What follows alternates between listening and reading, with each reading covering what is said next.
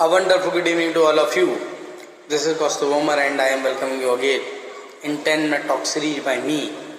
This is the talk number 18 and today's topic is Build India, a responsibility for everyone. यानी कि भारत का निर्माण और सभी की जिम्मेदारी। इस विषय को चुनना और इस पर बात करना शायद बहुत जरूरी है।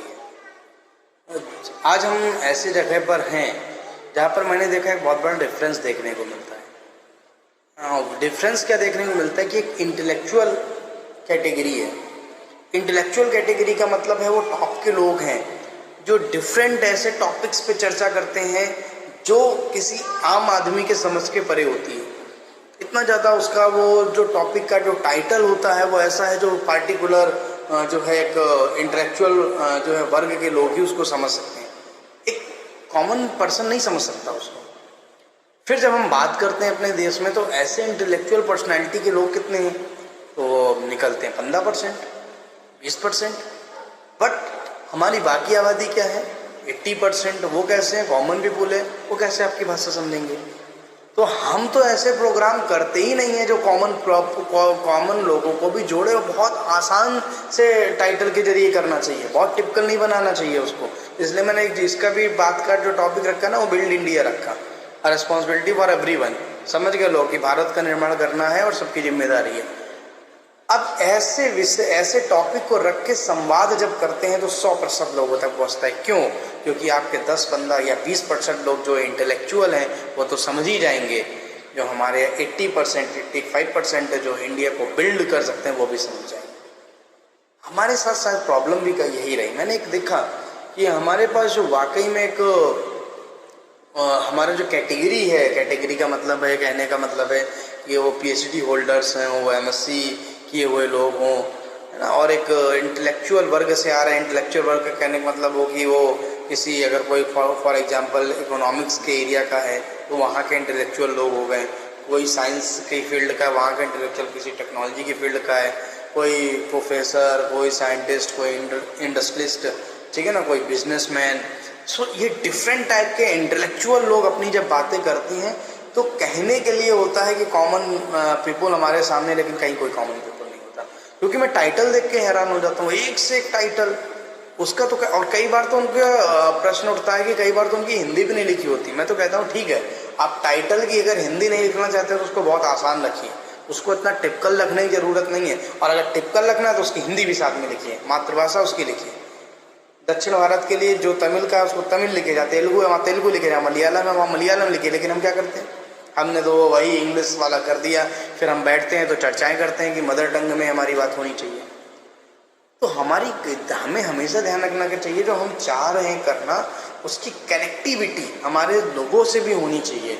और इस कनेक्टिविटी में कहीं ना कहीं हम लंबे समय से फेल हुए, और उस लंबे समय से फेल होने का फायदा हमेशा पॉलिटिशियन ने उठाया है। क्यों? क्योंकि वो अपनी बात को हर तरह से मोड़ के लोगों से संवाद कर लेता है। वो एक जगह जाता है तो वहाँ पर पानी की समस्या तो कहता है हम पानी ला देंगे, हम पाइप लगा देंगे, हम घर घर पानी देंगे, हम फ्री पानी देंगे, हम फ्री बिजली देंगे। वो उन प्रॉब्लम्स पर तो उसका फोकस है नहीं कि वहाँ पर वो चीज़ें कैसे बनाई जाएंगी, लेकिन वो वादे कर आता है वहाँ पर और उसके आधार पर वो जीत भी जाता है। मेरा ऐसा मानना है कि अगर इस वर्ग जिसको इंटेलेक्चुअल वर्ग हम लोग मानते हैं, बहुत अच्छी तरह चीज़ों को समझते हैं, उसका संवाद एक जो हमारी ऑडियंस है, हमारे जो सिटीजन्स हैं, कॉमन पीपुल हैं, उनके साथ में भी उतनी ही आसान भाषा से होगा तो मुझे लगता है कि समस्या का समाधान दोनों लोग ढूंढ पाएंगे। मतलब हमारे कॉमन पीपुल भी इस समस्या का समाधान ढूंढ पाएंगे और आप भी इंटेलेक्चुअल वर्ग से आते हैं, आप भी मार्गदर्शन करते हुए, दिशा निर्देश देते हुए आप भी वहाँ पर काम करेंगे। दोनों मिलके काम करेंगे और जल्दी हम प्रॉब्लम को सॉल्व कर ले जाएंगे। ऐसे दुनिया में देश हैं जो उदाहरण है इसके।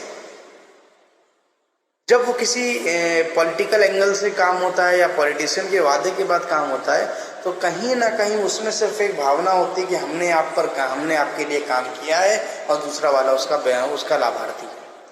तो ऐसी सिचुएशन में कहीं ना कहीं देखिए फिर प्रॉब्लम आनी है।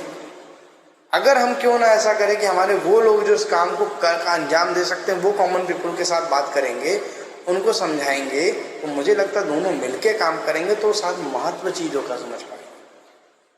आपको 200 यूनिट 400 यूनिट बिजली फ्री नहीं देनी पड़ेगी, क्योंकि उनको मालूम होगा कि 200 यूनिट या 400 यूनिट बनने में कितनी कॉस्टिंग आती है, क्या खर्चा होता है, कितना कोयला होता है, कितनी ग्रीन हाउसेस गैसेस निकलती हैं, कितना न्यूक्लियर पावर प्लांट हमने लगा रखा है, तो उसमें कितना बड़ा रिस्क है 200-400 किलोवाट भी अगर हमें जनरेट करना है।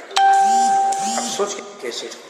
तो बिल्ड इंडिया का जो आज मैंने टॉपिक सेलेक्ट करा है वो इसीलिए करा है कि बिल्ड इंडिया सिर्फ कहीं ना कहीं प्रीमियम इंस्टीट्यूशंस के जरिए नहीं आ सकता। बिल्ड इंडिया आपके अंदर एक भावना होनी चाहिए कि हम बिल्ड इंडिया के कैंपेन को अपने लेवल से शुरू कर सकते हैं। आज ऐसा नहीं है कि बिल्ड इंडिया का कैंपेन कोई एक मजदूर है जो शायद पढ़ा लिखा नहीं है वो समझे कि मेरे लिए कोई मतलब नहीं है। वो मजदूर है, वो भले ही अनपढ़ हो सकता है, भले ही वो निरक्षर भी हो सकता है, लेकिन उसने अनुभव से अपने काम को सीखा है, वो बहुत अच्छा कर सकता है। उसने जाने कितनी बिल्डिंगें खड़ी करके दिखाई हैं, बिल्डिंगों का बेस बना के दिखाया है। तो क्या वो बिल्ड इंडिया कैंपेन का पार्ट नहीं है? लेकिन उसको इस बात का एहसास कहाँ कराया जाता है? उसको तो सिर्फ दिहाड़ी से मतलब होता है। एक ठेकेदार जिसके अंतर्गत वो काम करता है उसको 200-400 रुपये दे रहे, दैट्स इट। लेकिन अगर कहीं ना कहीं उस बिल्ड इंडिया कैंपेन के जरिए हम समझाने की कोशिश करें कि नहीं भाई, आप भी बिल्ड कर रहे हो इंडिया को, आपने एक ईंट भी लगाई है तो आप बिल्ड इंडिया के पार्ट हो, आपने बहुत बड़ा काम है। देखिए उसके अंदर काम करने की ऊर्जा जो है वो बिल्कुल नया रूप ले लेगी। उसको भी लगेगा हाँ मैंने कुछ किया। डिफरेंट वेंडर्स हैं, हर फील्ड में वेंडर्स हैं। हम अगर बात करेंगे फूल वाले, फल वाले, सब्जी वाले से हम करेंगे तो उनको भी एक बिल्ड इंडिया कैंपेन के वो भी पार्ट है। उनको भी आगे बढ़ाना हमारा काम है, उनको एहसास भी कराना हमारा काम है कि केवल आप फूल फल सब्जी बेचने वाले नहीं हैं, आप भी बिल्ड इंडिया का पार्ट है। कैसे? हमको मालूम है कि जो आपकी सब्जियां हैं जो खराब हो जाती हैं उनको हम लोग एनर्जी सोर्सेस की तरह इस्तेमाल कर सकते हैं। फूल जो बच जाते हैं, जो खराब हो जाते हैं, उसका भी इस्तेमाल डिफरेंट टाइप के अरोमा बनाने में किया जा सकता है।